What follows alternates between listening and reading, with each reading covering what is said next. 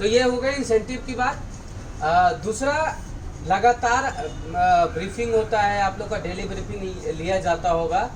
Briefing एक tool है, briefing एक माध्यम है एक दूसरे का स्किल डेवलपमेंट करने का भी, और बहुत सारी चीज़ों को दूर करने का और ग्रूम करने का भी है। जैसे ब्रीफिंग जब हम यहाँ से हमारी स्टोर मैनेजमेंट की टीम लेती होगी आप लोगों को, तो धीरे धीरे क्या करें, उधर के भी लड़कों को इधर बुलाइए और उनके थ्रू भी ये प्रैक्टिस करवाइए। इससे क्या होगा, हेजिटेशन दूर होगा, थोड़ा कॉन्फिडेंस आना शुरू होगा। वहाँ से सुनना बहुत आसान लगता है, लेकिन अभी यहाँ से आके अगर बोलने के लिए बोला जाए तो दिमाग एकदम बिल्कुल क्या हो जाता है, ब्लैंक हो जाता है, समझ में नहीं आता है कि क्या बोले। बहुत लोग इसमें ऐसे होंगे जो बोल भी सकते हैं, लेकिन ज़्यादातर लोगों का यही होता है कि यहाँ आने के बाद घबराहट आने लगता है, हिचकिचाहट शुरू हो जाता है, क्या बोलूँ ना बोलूँ। तो ये प्रैक्टिस यहाँ आप लोग को आगे से कराने का है, क्योंकि आगे बढ़ने के लिए डेली आपको कुछ ना कुछ यहाँ से सीख के जाना होगा। बिना आप डेली सिर्फ काम करने आ रहे हैं, लेकिन आपका उसमें क्या फ़ायदा है, आपको भी आगे बढ़ना है। तो आगे बढ़ने के लिए बहुत सारी चीज़ें, छोटी छोटी चीज़ें जो आपको ध्यान रखना है, जो स्पेशली मैं आप लोग को बताना चाहता हूँ, क्योंकि आप लोग भी आगे बढ़ना चाहते होंगे। ऐसा तो है नहीं कि कोई सेम पोजीशन पे रहना चाहता है, कोई है ऐसा? सेम सैलरी पे कोई रहना चाहता है? सबको कम से कम चाहिए कि 30,000, 40,000, 50,000 सैलरी हो जाए, लेकिन कैसे होगा? कोई एक है ऐसा जिसको नहीं चाहिए 50,000 सैलरी? हाथ उठाओ कि नहीं, मैं 5,000 में सेटिस्फाइड हूँ या 10,000 में सेटिस्फाइड हूँ, अपना लाइफ सही चल रहा है, बिल्कुल पटरी पे है, अपने को ज़्यादा पैसा कमाना नहीं है। कोई है? अगर कोई ऐसा है तो उसकी ज़रूरत भी नहीं है। आपको हर समय कभी भी सेटिस्फाइड नहीं होना चाहिए, कभी भी सेटिस्फाइड नहीं होना चाहिए। अब हम एक प्रोफेशनल लाइफ में है जहाँ हमने एक कैरियर अपना स्टार्ट किया है। इसको कभी भी आप ये मत सोचना कि हम यहाँ नौकरी करने आए हैं और काम करने आए हैं, तो हमें जो बोला जा रहा है काम कर रहे हैं। आप इसको इस तरह से ना देख के आप इस तरह से देखो कि मैंने अपनी एक कैरियर में पहली जॉब स्टार्ट करी है, अब कैरियर में मुझे आगे बढ़ना है। अब इस कैरियर पाथ में मेरा टारगेट क्या है, मेरा गोल क्या है। अगर आप अपना कैरियर रिटेल सेक्टर में बनाना चाहते हैं या किसी भी इंडस्ट्री में बनाना चाहते हैं, तो कोई तो गोल होगा आपका कि आज से 5 साल बाद मैं कहाँ पर रहूँगा, मैं क्या बनना चाहता हूँ। ये सपने हैं जो देखना चाहिए। कोई देखता भी है कि नहीं देखता है? कौन कौन सपना नहीं देखता है? हाथ उठाना। सब लोग सपने देखते हैं। तो सपना क्या देखते हो बताओ?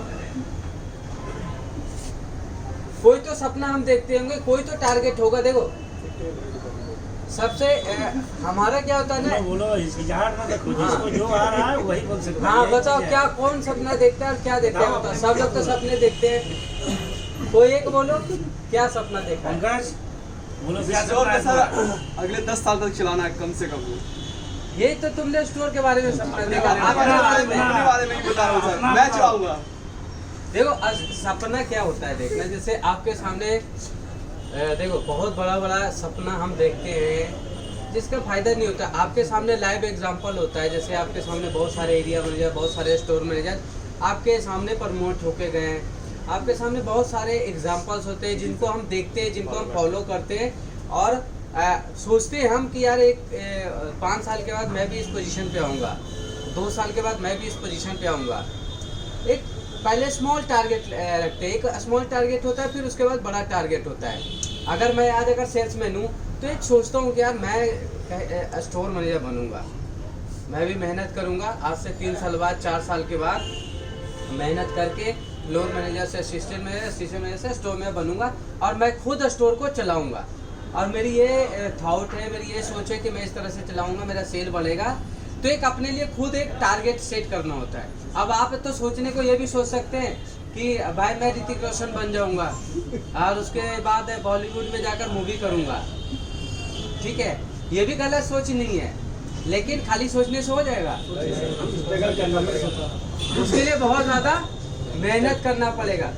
कुछ भी अगर हम बनना चाहते हैं, कुछ भी एक छोटा सा भी अगर हम टारगेट रखते हैं, जैसे एक छोटा सा टारगेट हम लेते हैं कि सबसे पहले हमारा टारगेट क्या होता है कि आज अगर मैं सेल्समैन हूँ तो मेरा सबसे पहले टारगेट क्या होगा? फ्लोर मैनेजर बनने का होगा। अब यहाँ ऐसा भी टारगेट मत रखो कि मैं हूँ सेल्समैन लेकिन अब डायरेक्ट बनूंगा स्टोर मैनेजर। मतलब टारगेट हमेशा क्या होना चाहिए? अचीवेबल होना चाहिए। टारगेट हमेशा क्या होना चाहिए? अचीवेबल होना चाहिए। ये नहीं अब टारगेट तुम ऐसा रख लो कि मैं हूँ सेल्समैन लेकिन पहले बनूंगा एरिया मैनेजर। तो अब पता नहीं 99% तो मेरे को मुश्किल ही लगता है, और कोई बिरला अगर ऐसा भी हो जो हो बन जाए तो कह नहीं सकता। 99.9% तो बड़ा मुश्किल है, इम्पॉसिबल है। ठीक है, तो पहला टारगेट हम ये रखते हैं कि भाई मुझे तो पहले फ्लोर मैनेजर बनना है। क्या होता है ना, कैरियर पाथ, जो मैं बार बार क्या बोल रहा हूँ, कैरियर पाथ। कैरियर पाथ में क्या होता है, एक एक स्टेप लेना होता है। अगर मैंने अपना टारगेट, पहला तो टारगेट ये रखा है कि अगले 2 साल बाद या 3 साल बाद मैं अपने आप को स्टोर मैनेजर देखता हूँ। अपना शांति से सुनिएगा, गौर से सुनिएगा कि मेरा टारगेट है कि अगले 3 साल के बाद मैं अपने आप को स्टोर मैनेजर देखता हूँ। अभी मैं सेल्समैन हूँ लेकिन 3 साल बाद मैं अपने आप को स्टोर मैनेजर देखता हूँ। तो ये मेरे लिए लॉन्ग टारगेट हुआ 3 साल का। ठीक है, अब इसमें छोटे छोटे टारगेट में फिर इसको हम डिवाइड करते हैं। जैसे स्टोर का टारगेट पूरा होता है कि आपका टारगेट है 1 करोड़, फिर उसको हम सेक्शन वाइज डिवाइड करते हैं। मेंस का इतना, लेडीज का इतना, किड्स का इतना। पहले मेरा लॉन्ग टर्म का टारगेट हुआ कि 3 साल में मेरे को स्टोर मैनेजर बनना है। अब इसको हम तोलेंगे 2 भाग में कि सेल्समैन से मैं पहले बनूंगा फ्लोर मैनेजर, फ्लोर मैनेजर से असिस्टेंट मैनेजर, और उसके बाद असिस्टेंट मैनेजर के बाद स्टोर मैनेजर। तो ये कितने भाग में टूटा? 3 भाग में। पहले एफएम, फिर एसएम, फिर एसएम, ये 3 भाग में बढ़ा। तो अब 3 साल का मेरा टारगेट फिक्स हो गया कि 3 साल में मुझे स्टोर मैनेजर बनना है, और एवरी ईयर मुझे एक डेजिग्नेशन स्टेप आगे बढ़ना है, मतलब एक कदम आगे बढ़ना है। ये स्टोर मैनेजर का पोजीशन है और आप वहाँ खड़े हैं, और आपके बीच में अब आपको कितना कदम लेना है? 3 कदम लेना है। पहला कदम होगा एफएम का, दूसरा कदम होगा एएसएम का, और तीसरा फिर आप यहाँ स्टोर मैनेजर है। तो पहले हमें क्या सेट करना होगा? टारगेट। बिना टारगेट के आप कुछ भी नहीं कर सकते। हम कितना भी कुछ हाथ पैर मार ले, अगर टारगेट नहीं है तो निशाना कभी भी नहीं लग सकता। अगर निशाना सही लगाना है तो उसके लिए हमें टारगेट लेना पड़ेगा, क्योंकि टारगेट अगर हमें पता है तभी हम उसको भेद सकते हैं। जैसे अभी कहाँ भेदा? बालाकोट में, क्योंकि हमें क्या पता था? टारगेट पता था, तो डायरेक्ट वहाँ क्या किया? शूट किया। तो हमें भी अपना टारगेट पता होना चाहिए। अब हमें टारगेट पता हो गया, हमारे को टारगेट पता हो गया कि 3 साल का टारगेट है, 3 साल में स्टोर में बनना है।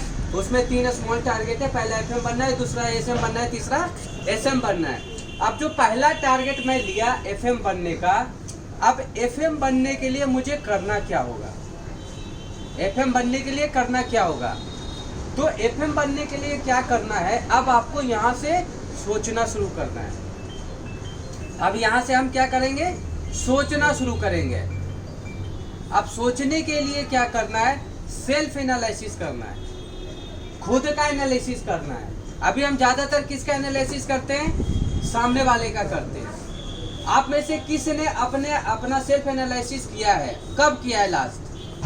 किसी ने नहीं किया होगा, क्योंकि हमारा ज्यादातर समय किस में जाता है? दूसरों के एनालिसिस में, कि अरे ये स्टोर में के पीछे घूमता रहता है, ये कुछ काम नहीं करता है, दिन भर बैठा रहता है। ये सब हम सुनने में ज़्यादा समय लगाते हैं। अरे अभी ये एसएम छोड़ के गया है, एरिया मैनेजर नया नया आया है, ये सब में हम बहुत ज़्यादा समय लगाते हैं। लेकिन हम अपने बारे में कभी भी नहीं सोचते, हम अपना खुद का एनालिसिस नहीं करते, कभी भी नहीं करते हैं। हम चूंकि अपना एनालिसिस नहीं करते और सामने वाला का करते हैं, तो सामने वाले की जो कमियां होती है वो उसको पता चलता रहता है और फिर वो उसको ठीक करता रहता है। अपने में जो उसकी कमियां होती है वो उसका करेक्शन करता है और वो धीरे धीरे आपके सामने आगे बढ़ जाता है और आप वहीं के वहीं रह जाते हैं। आपको कभी भी समझ नहीं आता कि हमारे बीच से वो आगे कैसे चला गया और हम 3 साल से यही है। आपको ये नहीं समझ में आया कि एक्चुअली आपकी वजह से वो आगे बढ़ गया।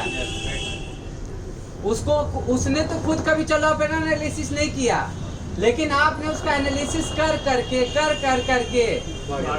इतना प्रेशर उसको किया कि वो अपनी गलतियों को ठीक करता गया और वो एकदम से आ गया कि यार ये सबसे अच्छा लड़का है और वो आगे बढ़ गया। आपने दूसरे का फायदा कर दिया लेकिन आपका कोई फायदा नहीं। आप में से बहुत लोग ऐसे इसमें भी होंगे और इस वजह से इस लाइन में आप देखते होंगे कि बहुत सारे लोग 3 साल 4 साल 5 साल भी काटते हैं और आपके सामने से बहुत सारे ऐसे लोग उधर से इधर आ जाते हैं। तो अभी हमें सबसे पहले क्या करना चाहिए? सेल्फ एनालिसिस पहले खुद का करना चाहिए। अब सेल्फ एनालिसिस हम करेंगे तो अब हमारी कमियां हमें खुद पता चलेगी। जब हमारी कमियां हमें पता चलेगी तो हम उसको सही करेंगे। जब हम उसको सही करेंगे तो हम आगे बढ़ेंगे कि नहीं बढ़ेंगे? बढ़ेंगे कि नहीं बढ़ेंगे? 100% बढ़ेंगे। और जब हम आगे बढ़ेंगे तो हमारा तरक्की हो जाएगा। अब ये होगा कैसे? करेक्शन क्या होता है?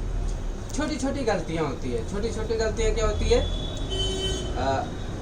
क्या कहते हैं ना, जब सड़क पे हम जाते हैं तो ठोकर होता है लगा हुआ हर जगह, वैसे ही जो कैरियर पाथ होता है ना उसमें भी कई जगह ठोकर होता है और वो ठोकर भी कौन लगाता है? हम खुद लगाते हैं। देखो कैसे लगाते हैं। 5 मिनट लेट आना, 5 मिनट लेट आया। मैनेजर ने पूछा, अरे भाई तेरा हर समय 5 मिनट हमेशा तो लेट आता है। बोला नहीं सर वो जाम लगा हुआ था बाहर। ठीक है, फिर आया एक 15 दिन बाद फिर लेट 5 मिनट। आज फिर लेट है भाई, ऐसा घर में काम था। फिर 15 मिनट, फिर 15 दिन बाद 5 मिनट लेट। अब क्या होता है ना, मैनेजर के मन में आपने अपने लिए एक परसेप्शन बनाया कि भैया ये पंक्चुअल नहीं है। अगर कल को मैं इसको स्टोर की जिम्मेदारी देता हूँ कि तुम स्टोर ओपनिंग करने आओ तो भैया ये तो स्टोर लेट करवा देगा।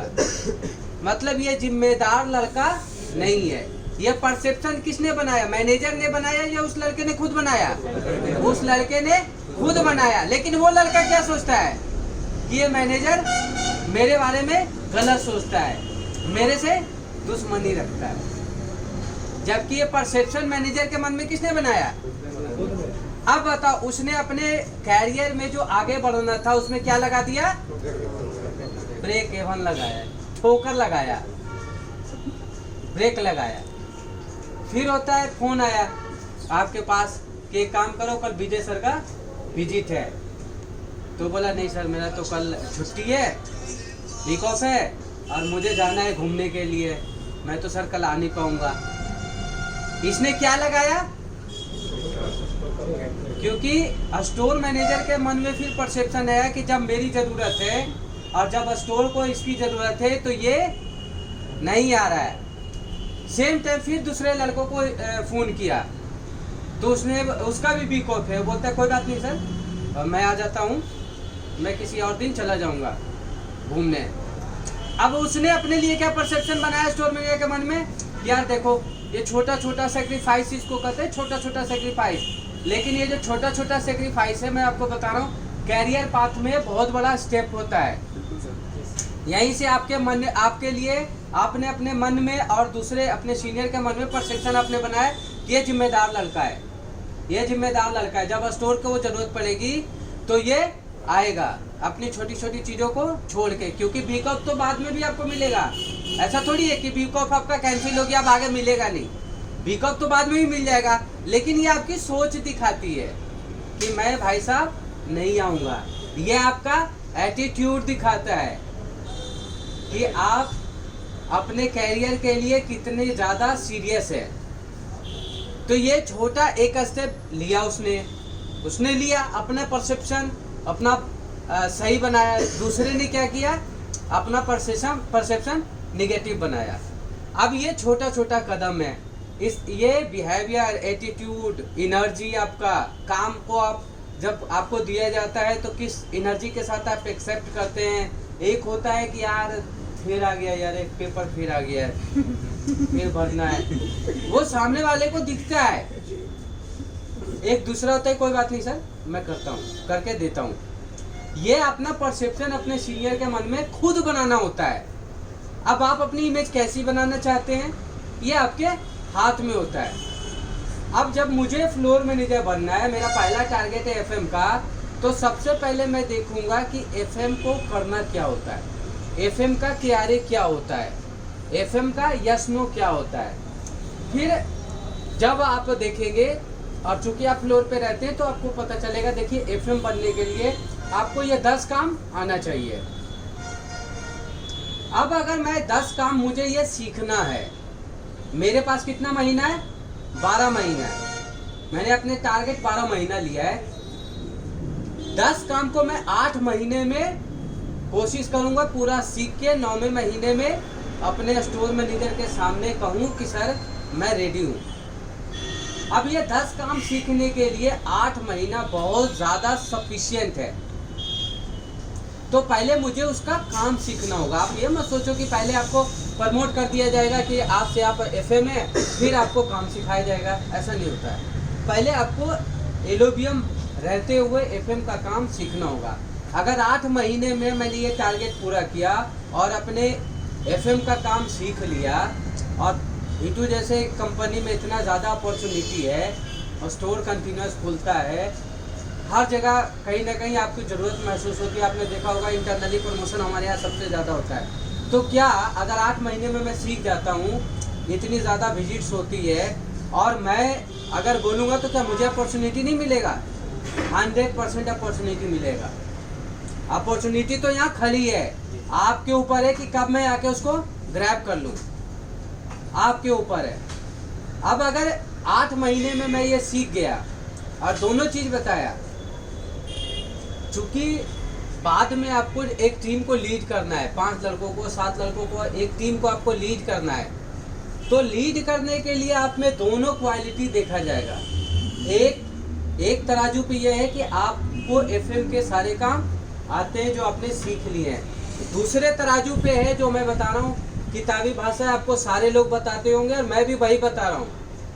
आपका एटीट्यूड, आपका बिहेवियर, आपका काम के लिए डेडिकेशन, आपका काम के लिए ऑनेस्टी, आपकी एनर्जी, आपका एटीट्यूड, आपकी छोटी छोटी सेक्रीफाइस जो मैंने आपको बताया, ये दोनों तोला जाएगा।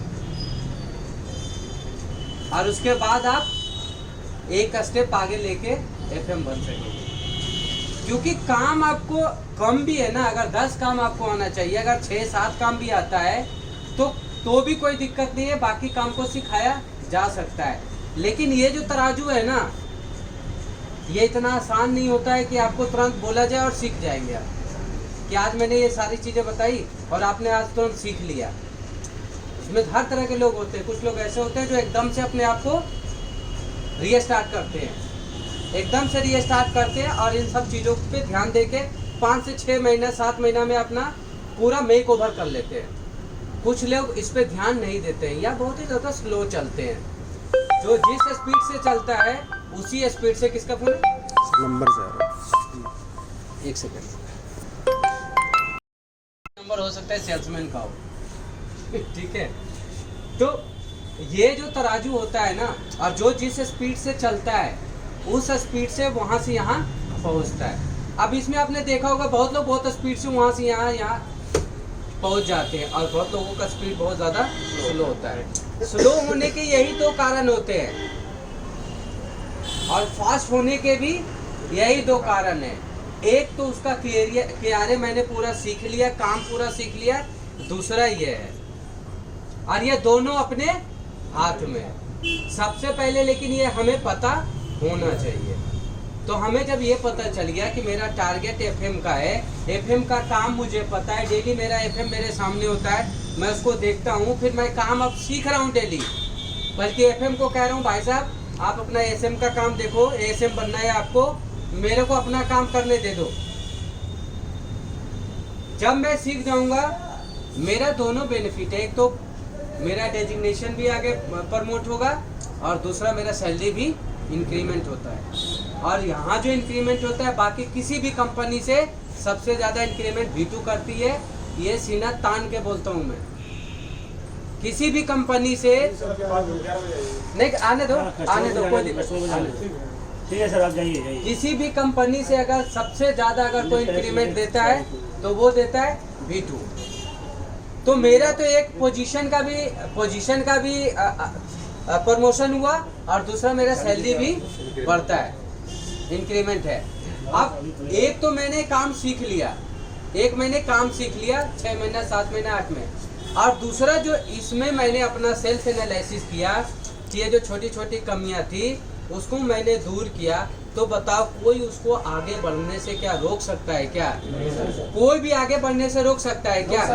कोई भी रोक सकता है क्या बढ़ने से? कोई भी उसको आगे बढ़ने से रोक सकता है? नहीं रोक सकता है। कोई भी उसको आगे बढ़ने से रोक सकता है?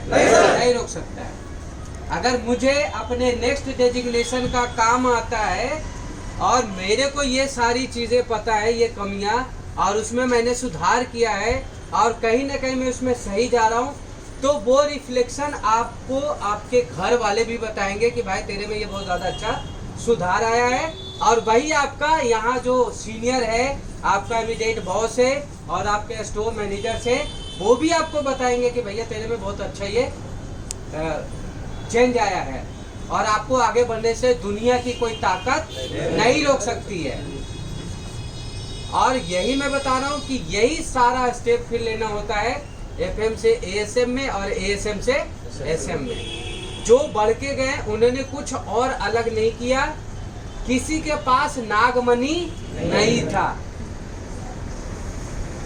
किसी के पास अलादीन का चिराग, अभी तक रामदेव बाबा ने ऐसी गोली नहीं बनाई है कि जिसको आप 6 महीना तक खाओगे तो एलोवियम से एफएम बन जाओगे। ये सारा यही है जो मैंने आपको बताया। एक हाथ में नेक्स्ट डेजिग्नेशन का काम सीखना और दूसरे हाथ में ये सारी चीज कि आप हमेशा पॉजिटिव एटीट्यूड के साथ आओ, हमेशा पॉजिटिव एनर्जी होना चाहिए आप में, हमेशा अपना सेल्फ एनालिसिस आप करो, हमेशा आप में एनर्जी होनी चाहिए, आपका बिहेवियर अच्छा होना चाहिए, क्योंकि ये सारी चीज़ें फिर आपको अपने सीनियर से कैसे बात करना है ये भी सिखाएगा और अपने जो कलीग होंगे उनके साथ कैसे बात करना है वो सिखाएगा और अपने जूनियर्स को कैसे कमांड देना है ये भी सिखाएगा। और ओवरऑल कहीं ना कहीं ये जब इस तरह से आप चलेंगे तो आपके जो कहता है ना कि तरक्की का पाथ क्या है, यही तरक्की का पाथ है। और ये छोटे छोटे स्टेप थे जिसको लेने होते हैं और आदमी आगे बढ़े, और कुछ अलग नहीं होता है। हमने भी यही किया है और ऐसे ही करके आगे बढ़े। किसी के पास कोई जड़ी बूटी नहीं था, अगर होता तो मैं अपने बैग में लेके आता और सबको डिस्ट्रीब्यूट करता और कहता भाई खा लो, अभी खाओ और दिन भर कुछ खाना मत खाना। सबको पहले ही बता देता कि सब लोग खाली पेट आएंगे, हम जड़ी बूटी देने वाले हैं सुबह, उसको आप खा लीजिए, शाम तक इसका असर दिखने लगेगा और आप एकदम पॉजिटिव एटीट्यूड हो जाएंगे, आप एकदम खुश हो जाएंगे, आप में एनर्जी आ जाएगा। ऐसा नहीं होता। जो मैंने बताया यही चीज़ें आपको करना है, आपके तरक्की के रास्ते वास्तव में खुल जाएंगे।